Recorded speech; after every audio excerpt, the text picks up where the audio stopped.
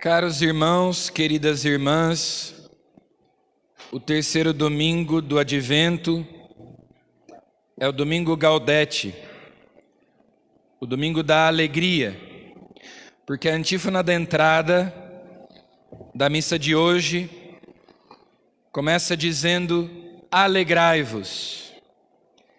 Alegrai-vos, Ele está bem perto. Sim, alegrai-vos mais no Senhor. Então, o motivo da nossa alegria é que Deus está perto, está próximo de nós, que Deus está no meio de nós, Ele nos visita, Ele vem ao nosso encontro, nós podemos ter acesso a Ele, nós podemos tocá-lo, nós podemos vê-lo. Alegrai-vos, Ele está bem perto. Esse é o motivo da nossa alegria. Essa alegria que nós celebramos hoje tem algumas características. Não é uma alegria subjetiva, é uma alegria objetiva. Como eu disse, ela é motivada pela proximidade de Deus.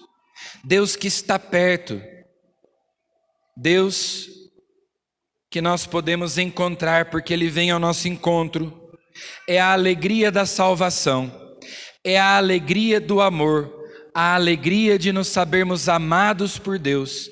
Ele vem para nos salvar.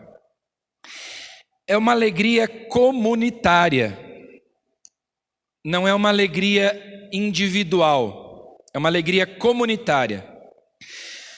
É comum a gente ouvir as pessoas dizendo assim: a salvação é individual. Só que esse é um conceito de salvação protestante. Para nós católicos, a salvação não é individual. A salvação é comunitária. Porque nós cremos que somos salvos em virtude de nossa incorporação a Cristo pelo batismo. Nós somos salvos porque nós participamos de uma comunidade de salvação que se chama igreja. Nós fazemos parte do povo de Deus. E porque nós fazemos parte do povo de Deus, nós fomos incorporados a Cristo pelo batismo, nós participamos dessa comunidade de salvação. A salvação é comunicada a nós por meio da igreja, por meio dos sacramentos. E nós nos alegramos, nós somos felizes por sermos católicos, porque nós pertencemos a esta comunidade de salvação. Ninguém se salva sozinho. Nós precisamos uns dos outros para nos salvarmos. Inclusive porque para nos salvarmos, nós precisamos que a nossa fé opere pela caridade. Lutero, quando traduziu a Bíblia para o alemão, ele acrescentou uma palavra que não existe. Quando São Paulo diz que nós somos salvos pela fé, e é verdade que nós somos salvos pela fé, mas Lutero acrescentou a palavra somente, que não existe. Somos salvos somente pela fé. E isso está errado. Nós somos salvos pela fé em Jesus Cristo e não pelas obras. É verdade, porque o que nos salva é o amor de Deus, e é pela fé que nós recebemos o amor de Deus. Mas, uma vez que nós somos tocados pelo amor de Deus, nós temos que aprender a amar também. Então, São Tiago nos lembra que a fé sem obras é morta, e o próprio São Paulo diz que a fé opera pela caridade. A verdadeira fé, a fé autêntica, opera pela caridade. Então, se eu não tenho o meu irmão ao meu lado, Sem o outro, eu nem posso me salvar, porque de que modo eu vou testemunhar o amor que eu tenho para com Deus? Se eu não tiver o meu irmão para amá-lo e amar Deus nele. Nós precisamos uns dos outros, nós precisamos da igreja, nós precisamos dos sacramentos, e como eu disse, nós nos alegramos, somos felizes, porque nós participamos desta comunidade de salvação. Os protestantes acreditam que a salvação é individual, porque cada um se dirige a Deus individualmente, sem nenhuma mediação, não precisa de igreja, não precisa de sacramentos. Nós não. Nós sabemos que a graça de Deus é comunicada a nós por meio dos sacramentos, do batismo, da crisma, da Eucaristia e também dos outros sacramentos. É da igreja que nós recebemos a palavra de Deus. Na igreja, com a igreja, nós ouvimos a palavra de Deus. Nós somos uma comunidade de salvação, ninguém se salva sozinho. Então essa alegria é uma alegria comunitária. É a alegria da comunidade daqueles que foram salvos, que são amados, que se sabem amados por Deus e que se esforçam para corresponderem a esse amor por uma vida santa. E esse esforço de corresponder ao amor de Deus é amor também. Nós somos salvos pela fé, mas não somente. A fé sem as obras é morta. É preciso produzir frutos de conversão. Então, o profeta Sofonias, na primeira leitura, diz: canta de alegria, cidade de Sião. Rejubila, povo de Israel, alegra-te e exulta de todo o coração, cidade de Jerusalém. Por quê? Porque Jerusalém deve exultar de todo o coração e alegrar-se. Porque o Senhor revogou a sentença contra ti, afastou teus inimigos. O rei de Israel é o Senhor e ele está no meio de ti. O Senhor teu Deus está no meio de ti, o valente guerreiro que te salva. Então o motivo da nossa alegria é que Deus está no meio de nós, que Ele revogou a sentença contra nós, ou seja, perdoou os nossos pecados, nos reconciliou com Deus, é nosso Salvador, que afastou os nossos inimigos. É um valente guerreiro que nos salva, Ele luta por nós, Ele cuida de nós, Ele nos defende, Ele nos protege. Então, a convicção de que Deus nos ama, de que Ele está perto de nós, nos alegra. É uma alegria, como eu disse, objetiva e não subjetiva, coletiva e não individual. Se torna, claro, a alegria de cada um, mas é também a alegria de todos.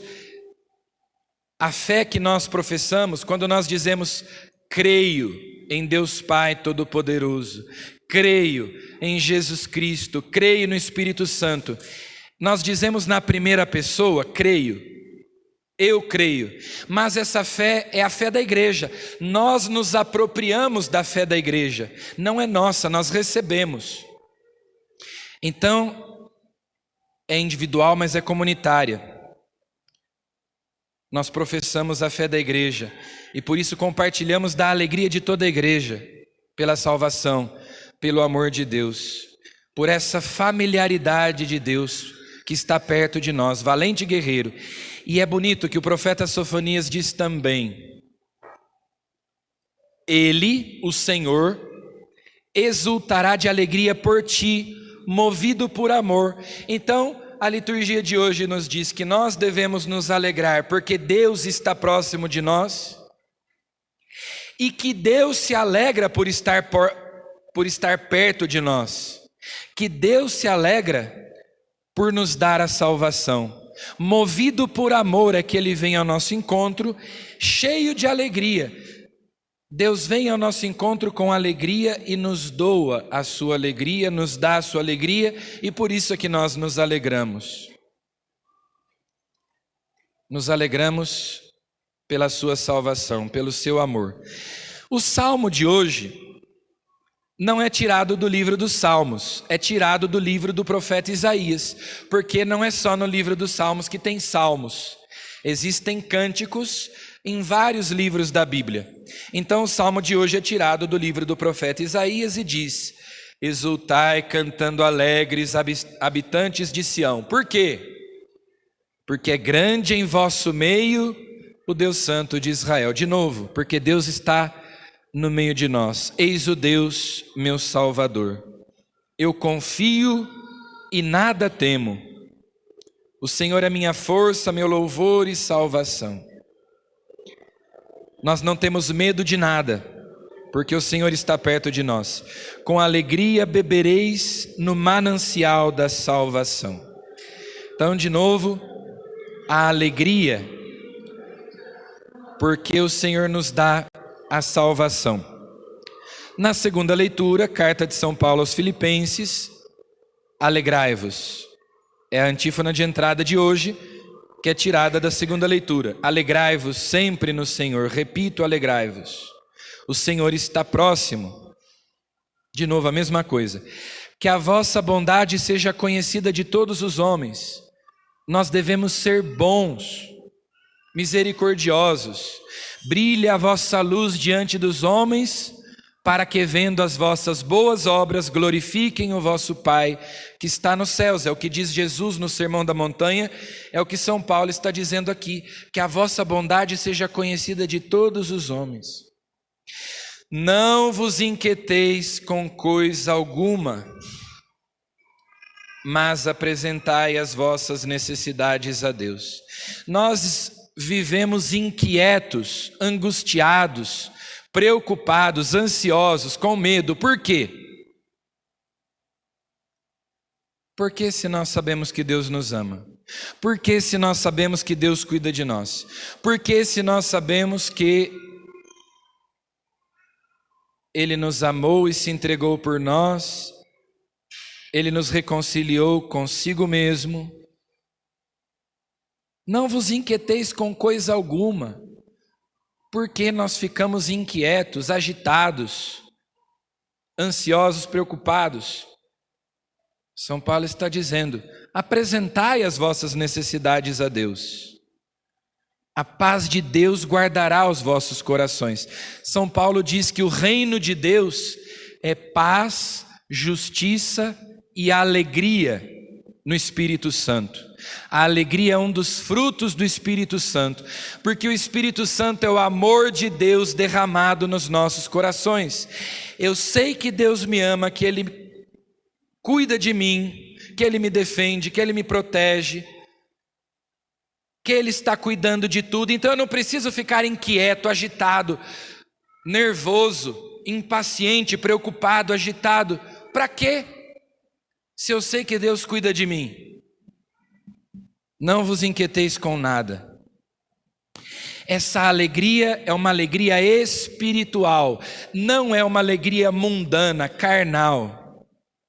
Não é euforia, agitação, a alegria do carnaval, a alegria da balada. É a alegria serena, sóbria, suave, que vem de dentro. É uma alegria espiritual. É disso que se trata. O beato Carlo Acutis, aquele menino de 15 anos, italiano, que morreu de leucemia, foi beatificado recentemente, tinha uma frase muito interessante. Ele dizia assim: tristeza é um olhar voltado para si mesmo. Alegria é um olhar voltado para Deus. Se eu estou triste, é porque eu estou olhando para mim mesmo. Porque eu estou olhando para mim mesmo, porque eu só sei ver os meus problemas, eu não estou olhando para Deus que me ama, que me salva, que perdoa os meus pecados, que cuida de mim. Eu estou triste, é por causa do meu egoísmo. Eu estou triste é por causa do meu individualismo. Tristeza é um olhar voltado para si mesmo. Alegria é um olhar voltado para Deus. Quem olha para Deus não fica triste. O contrário da alegria não é o sofrimento. O contrário da alegria é o egoísmo. Um olhar voltado para si. Quem vive para si mesmo, voltado para si mesmo, para os próprios problemas, para as próprias necessidades, não é capaz de olhar para os outros, para as necessidades dos outros. Vive triste. Quem duvida que, por exemplo, Santa Teresa de Calcutá era alegre, feliz? Ou qualquer outro santo que nós pudéssemos citar aqui? Porque eles não viviam voltados para si mesmo. Eles viviam voltados para Deus. E o evangelho de hoje parece que destoa das outras leituras. Porque fala de João Batista, que é uma figura austera. Aquele que comia gafanhoto e mel silvestre. Que vivia no deserto e se vestia de pele de camelo. E que fala de penitência, de conversão. É a continuação do evangelho de domingo passado. João Batista dizia: preparai os caminhos do Senhor, o Senhor está perto, Ele está chegando. E as pessoas vão a Ele, as multidões, e começam a perguntar: que devemos fazer?